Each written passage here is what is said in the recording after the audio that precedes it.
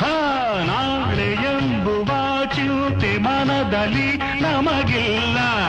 ನಿನ್ನೆ ನಡೆದುದ ಮತ್ತೆ ಎಂದಿಗೂ ನೆನೆಯಲ್ಲ. ಇದು ಏನು ಬೇಕು ಅದರ ಚಿಂತೆ ಸಾಕು ಅಷ್ಟೇ. ಇಂದು ಏನು ಬೇಕು ಅದರ ಚಿಂತೆ ಸಾಕು. ಈ ಬದುಕು ಸಾಗೋ ರೀತಿ ಹೀಗೆ.